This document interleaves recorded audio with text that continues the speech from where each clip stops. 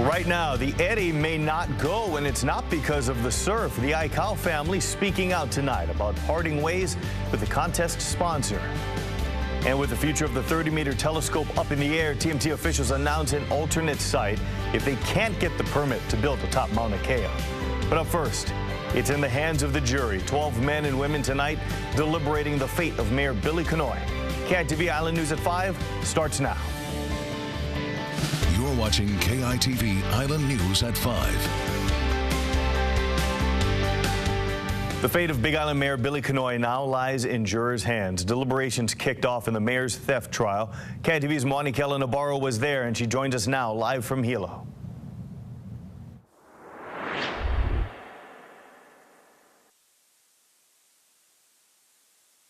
Mayor Billy Kenoi is guilty or not in the case surrounding the use of his P card or county credit card. I can tell you that deliberations wrapped up today with jurors being sent home this afternoon. Let's take you back to exactly what happened this morning. This morning kicked off with closing arguments, both sides reiterating their case surrounding Kenoi's use of his county credit card or P card. The case dissected 15 purchases, a large number of them alcoholic beverages. The focus of the defense's case has been to justify purchases as a means of Kenoi conducting business through building relationships. Ask yourself, is alcohol necessary to establish and maintain relationships? He had authority, did he abuse it? It's not unfettered. You don't get to do whatever you want. The state to barge into town and tell the mayor how he can spend his county council approved entertainment budget and twist things. It's just not right. Now, throughout the course of the trial, more than 24 witnesses were called to the stand, among them Chef Sam Choi, that pretty much justified the defense's case that Kenoi conducted business using his style of networking tactics. Also, the county's former managing director confirming that he did, in fact, write the rules with the P card system, and in the rules, the mayor had every right to purchase liquor and justify the use if it did, in fact, relate to doing county business. Now, back here in Hilo, again, the jury will reconvene here at the Hilo Circuit Courthouse at 8:30 tomorrow morning, where deliberations will continue. Keep in mind, among the charges, Kenoi is facing 4 counts of theft and could spend time behind bars if a guilty verdict is delivered. That is the very latest in Hilo. We'll send it back to you in studio. All right, thanks so much, Moani. Well, the Canary Islands in Spain, it's an alternate site in case the 30-meter telescope cannot be built atop Mauna Kea. TMT officials saying that they'd still prefer to build on the Big Island and will forge ahead to obtain approval to construct the telescope on conservation land. Court hearings are happening now on the Big Island after the state Supreme Court invalidated the project's construction permit last year. Before that ruling, protesters had blocked construction crews because they say the land atop Mauna Kea is considered sacred. It's not clear if things can be patched up between Quicksilver and the Eddie Aikau family. The dispute comes following a hugely successful big wave surf contest at Waimea just last year. But this weekend, the attorney for the family announced talks had broken off and that the two sides were parting ways after 31 years. Today, the Aikau family, supported by members of the local surfing community, made an appeal to the city to help work it out.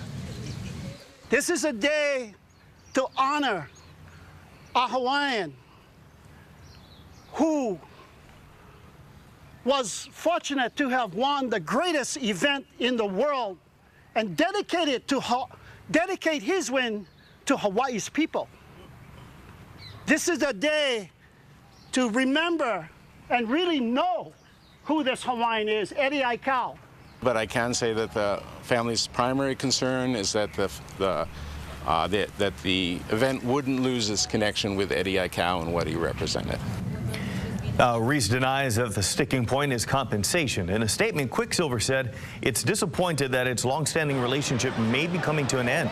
It said out of respect to Eddie Aikau's memory, it was offering to have the family use its permit for this winter, but the city says the permit is non-transferable.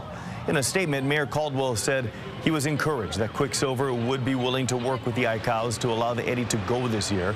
The arrangement might involve naming someone with the ICOW Foundation to operate the event for Quicksilver.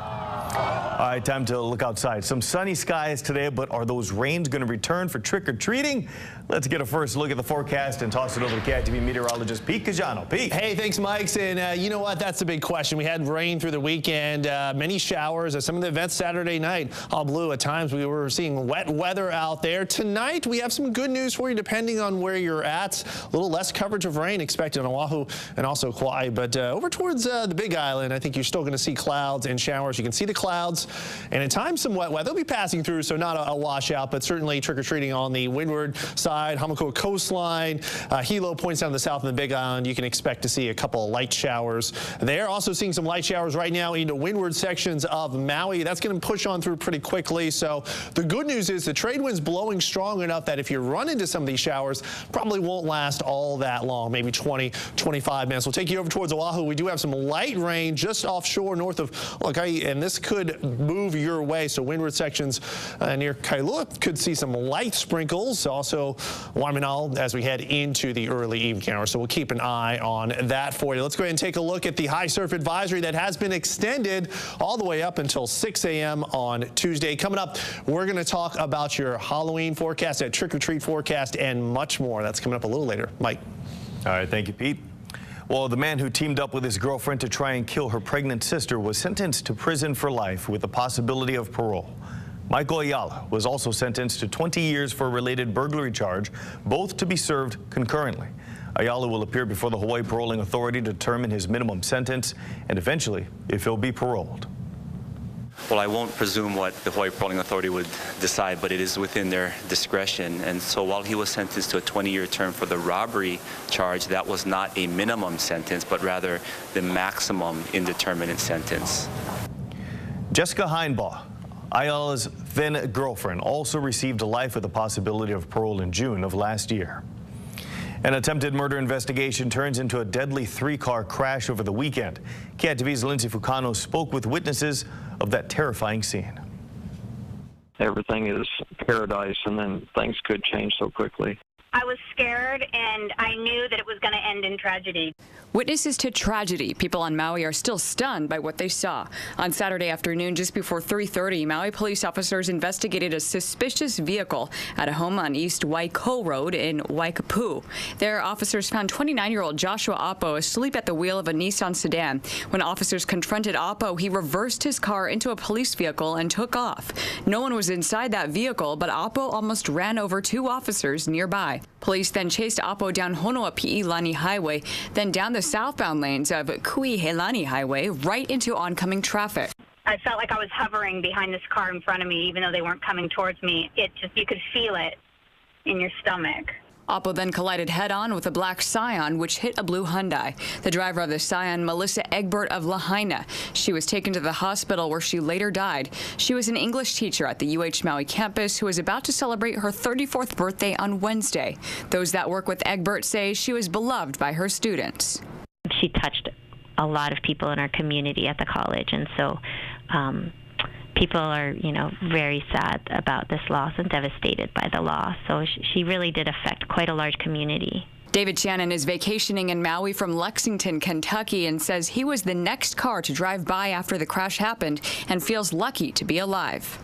Tire went rolling across the median, and then I realized it had just happened, at that moment, and the police were already there. Joshua Oppo died from his injuries at the hospital, and a first-degree attempted murder investigation is now underway. The two people in the blue Hyundai suffered minor injuries. Lindsay Vucano, KITV Island News. Back here on Oahu, the cause of an apartment building fire on Sheridan Street is being classified as undetermined. Fire investigators say there's not enough information to identify one specific cause. The blaze broke out yesterday morning with flames and smoke coming from a third-floor unit. 3 residents were taken to the hospital for smoke inhalation. The entire building was deemed unsafe last night due to smoke damage and heavy fumes. The fire department says most residents have been allowed back into their apartments, damage estimated at $150,000.